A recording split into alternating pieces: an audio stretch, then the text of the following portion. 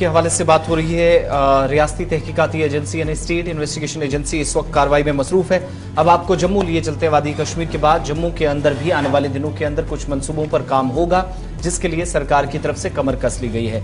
और बड़ी खबर यह है कि आने वाले दिनों के अंदर चूंकि अब बड़ी तादाद में आप शिव खोड़ी जैसे जो अहम मजहबी मकामात हैं या फिर इसके अलावा जो शंकराचार्य मंदिर हैं, इन मंदिरों के रोपवे प्रोजेक्ट्स का भी काम जो है वो शुरू कर दिया जाएगा। साल 2025 डेडलाइन रखी गई है कि इस काम को पूरा कर लिया जाएगा। और माता वैष्णो देवी के बाद अब रियासी जिले का एक अलग जो सबसे अहम है या प्रसिद्ध धार्मिक स्थल कह लीजिए शिव खोड़ी, इसके साथ साथ श्रीनगर का जो शंकराचार्य मंदिर है, इसके लिए भी रोपवे शुरू करने की तैयारी लेफ्टिनेंट गवर्नर इंतजामिया की तरफ से की जा रही है। और इन दोनों प्रोजेक्टों को अगले साल शुरू करके 2025 तक लोगों के हवाले कर दिया जाएगा, लोगों को वक्फ कर दिया जाएगा, यानी इनको इस्तेमाल भी 2025 के वस्त में लाया जाएगा।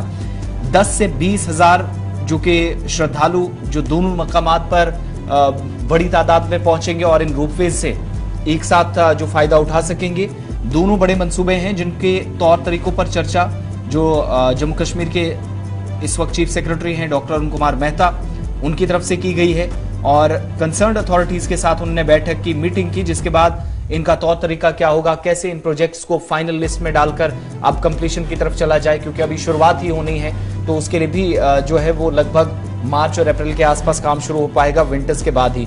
दूसरा, उनकी तरफ से शिवखोड़ी और श्रीनगर के जो शंकराचार्य मंदिर है, वहां रोपवे प्रोजेक्ट्स को आने वाले वक्त में यात्रियों के लिए या सयाहों के लिए, जो पर्यटक हैं या इसके अलावा यात्री हैं, श्रद्धालु जाएंगे, उनके लिए काफी अहम बताया है।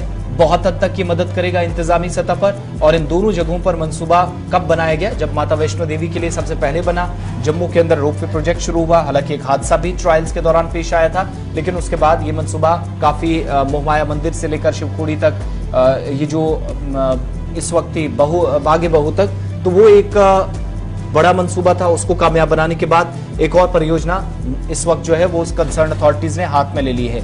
जम्मू चलते हैं, हमारे साथ रितिका इस वक्त हमारे साथ बराह रास्त जुड़ी हैं।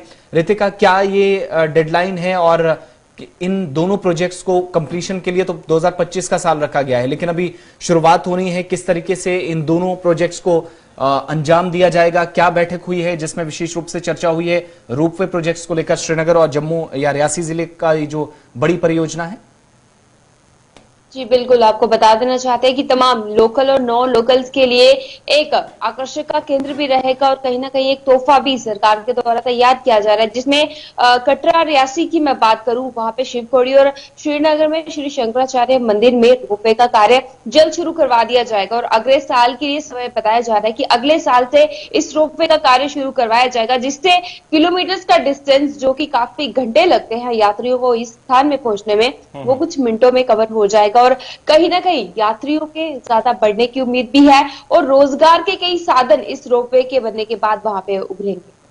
तो ये दोनों जो जगह हैं आज के वक्त में, क्या ये जो शिवखोड़ी का चूंकि धार्मिक स्थल है, बड़ी संख्या में लोग इन दिनों भी आते होंगे, कैसे अभी व्यवस्था होती है जब तक रोपवे वगैरह ये सारी चीजें प्रोजेक्ट्स हैं वो जमीन पर बनेंगे, उतरेंगी चीजें?